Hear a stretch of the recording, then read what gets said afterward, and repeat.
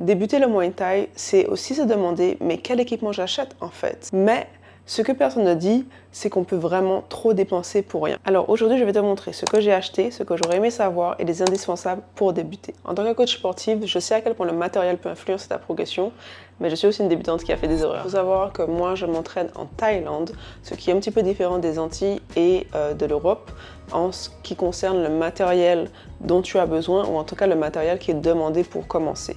Et ça, c'est quelque chose que j'ai remarqué parce que j'avais déjà regardé un petit peu les clubs en Martinique quand je voulais commencer et j'ai jamais passé le pas. Donc si tu veux savoir pourquoi j'hésitais, tu peux regarder ma première vidéo si c'est pas le cas. Mais c'est pas forcément facile de savoir quoi acheter parce que déjà il y a plein de marques différentes, il y a des tailles, il y a des poids. Pour les gants par exemple, qu'il faut savoir lequel correspond à ce dont tu as besoin. Il y a aussi quel type de cours tu vas suivre si tu es en Thaïlande par exemple pour savoir quel matériel tu vas avoir besoin. Donc quand on parle de matériel, on va parler de plusieurs choses. La première, ça sera les gants. La deuxième, ça sera les protège-dents et protège-tibia. Et puis ce qui va être tenue. Aussi dans le matériel, j'ai oublié, tu as les bandes pour bander tes mains avant de mettre les gants. Donc en tant que femme, ça va être soutien-gorge de sport adapté, résistant au choc, n'est-ce pas? Ce que je n'avais pas prévu par exemple. Et tenue de sport qui sera peut-être différente d'autres sports comme la musculation et le renforcement musculaire. Comme ce que j'avais, c'était majoritairement des combinaisons ou des tenues très jolies mais qui ne fonctionnaient pas pour les cours, donc j'ai dû m'adapter. Donc là, tu as vu un petit peu, si tu ne savais pas déjà ce que j'entends par matériel et équipement, mais il faut savoir qu'en Thaïlande, tu n'as pas forcément besoin de tout ça, ce qui est bien quand tu veux juste tester ou bien quand tu n'es pas sûr d'aimer et tu veux y aller progressivement. Contrairement en Martinique ou bien en France, j'imagine, et l'Europe en général, quand tu t'inscris déjà là-bas, tu t'inscris pour l'année en général, et ils vont te demander tous les équipements. Donc, comme j'ai dit, gants, protège-tibia, protège-dents. Il me semble qu'il y a le casque aussi, protège-tête, je sais pas comment ça s'appelle. Et tu dois acheter les tiens pour pouvoir t'entraîner et les ramener à chaque fois au club. En Thaïlande, c'est différent. Tu viens comme tu es. Clairement. Et c'est ce que j'ai fait dès le départ en fait. J'avais zéro équipement, je suis juste arrivée. Et en fait, tu peux utiliser ceux qui sont déjà dans le club. C'est un avantage, mais c'est aussi un petit peu un inconvénient dans le sens où, par exemple, les gants, ce que tu vas utiliser la majorité du temps, sont utilisés plusieurs fois dans la journée, donc ça n'a pas le temps de sécher, ça sent pas bon, tu vois. Et ça, c'est le premier truc que j'ai acheté pour moi parce que après chaque cours, je devais laver mes mains 3 fois pour que l'odeur de transpiration, qui n'était pas la mienne, sorte de mes doigts, d'accord, sorte de mes mains. Et même après 3 fois parfois, c'était toujours là, c'est horrible. Je suis trop sensible aux odeurs, donc je me suis dit, première chose à acheter, le premier indispensable, les gants. Alors du coup, pour les gants, tu as des grammages pour chaque gant, donc ça sera 8 oz, 10 ou 12. Et moi, ce que j'ai pris du coup, c'est 8 oz, c'est les plus légers. Je suis vraiment débutante, donc savoir pourquoi 8, 10 ou 12, je ne pourrais pas te dire. Mais en tant que femme, 8 c'est bon. Ok, je pense que si maintenant tu es un homme et il te faut des peut-être 10, je sais pas. À toi de me dire dans les commentaires s'il y a quelqu'un qui s'y connaît plus. Anyway. Ensuite, tu as les bandes, justement, pour wrapper et ensuite mettre ton gant. Ça, en Thaïlande, c'est pas quelque chose que j'ai acheté. J'utilise toujours celle des clubs. Pourquoi? Parce que c'est lavé. Donc, à chaque fois, déjà, c'est le coach qui met pour moi. Je dois toujours apprendre. Je mets les bandes. Elles sont propres, ensuite je mets mon gant, tu vois. Après, je les enlève et ça va dans les bandes utilisées et puis ils font la lessive. J'ai pas investi dedans personnellement parce que pour moi, c'est de la lessive supplémentaire et j'en ai déjà assez avec mes tenues de sport toute la semaine. Donc, c'est pas une nécessité. La troisième chose, ça sera du coup les protège-tibias. Donc, les protège-tibias, c'est Accessoires aussi, en tout cas en Thaïlande, dans le sens où tu en auras besoin uniquement si tu fais du sparring. Donc, tu sais, quand tu t'entraînes avec d'autres personnes et tu fais des mini-combats.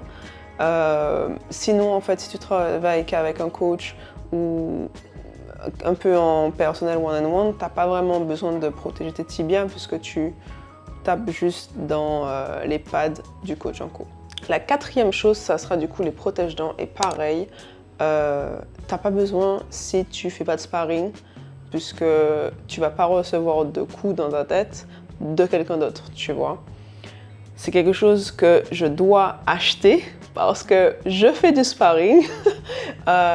Mes cours sont de 2 heures et il y a toujours 30 minutes de sparring et je n'en ai toujours pas. Donc ça va, je suis chanceuse, j'ai pas reçu de gros coups ni quoi que ce soit dans le visage, mais quand même, si tu en fais ou tu prévois d'en faire, il te faut des protège-dents. La dernière chose, ça sera les tenues. Donc quand je dis tenue, c'est la tenue de sport. Spécificité pour les femmes, ça sera d'avoir un soutien-gorge qui maintient suffisamment parce que tu vas faire souvent de la corde à sauter pour t'échauffer. Chaque cours, j'ai 10 minutes de corde à sauter en échauffement et ensuite tu sautes beaucoup. Quand tu donnes des coups, etc., tu as beaucoup de mouvements et beaucoup d'impact. Donc il te faut vraiment des bons soutifs et ça, j'ai dû investir. Ensuite, tenue de sport, tu as les fameux shorts de Muay Thai. Ça, c'est joli, mais c'est pas indispensable. Donc, si tu veux pour le kiff, pour le fun, tu peux en prendre. Mais sinon, ce qu'il te faut surtout, c'est un short qui te permette d'avoir une amplitude de mouvement. Donc, si tu es un homme, le short de Muay Thai, c'est intéressant parce que c'est ouvert sur le côté. Donc, quand tu donnes des kicks et tout, tu as de l'amplitude de mouvement, contrairement à un autre short de sport. Pour les femmes, on s'en fout, leggings, shorts, ce que tu te sens à l'aise de porter. Et dernier conseil, ça sera plus de se tourner vers des matières techniques parce que du coup, tu vas beaucoup transpirer et il faut que ça sèche assez rapidement. Ça, c'est quelque chose que je n'ai pas encore acheté. Mais c'est sûr que je vais investir, je pense, dans des t-shirts techniques qui sèchent rapidement et peut-être shorts, je sais pas. Jusqu'à maintenant, je suis toujours aux leggings et aux shorts de muscu normal, mais on verra. Du coup, mes erreurs, c'est de ne toujours pas avoir de protège-dents, mais j'y remédie, et de ne pas avoir acheté mes gants dès le départ. Mais ça, j'ai envie de te dire, c'est pas grave, surtout si tu commences en Thaïlande ou en Asie parce que tu connais pas en fait. Donc il vaut mieux y aller, demander au coach ou regarder en ligne quel type de gants, quoi acheter, où acheter pour avoir un meilleur rapport qualité-prix que d'acheter quelque chose et que ça convienne pas, tu vois. Donc mon conseil, si tu veux t'entraîner en Thaïlande et en Asie, tu peux venir sans rien. L'idéal par contre, ça serait quand même d'avoir tes propres gants si tu veux faire ça de façon régulière et protège-dents si tu vas faire du sparring. Sinon, le reste, tu peux trouver au club. Que ça soit en Martinique et en France, par curiosité, j'aurais quand même demandé si tout l'équipement est nécessaire dès le début. Parce que c'est vrai que quand j'ai vu la liste des équipements, ça m'a un peu freiné. Parce que c'est un coût, tu vois, c'est pas le même prix qu'en Thaïlande ni en Asie.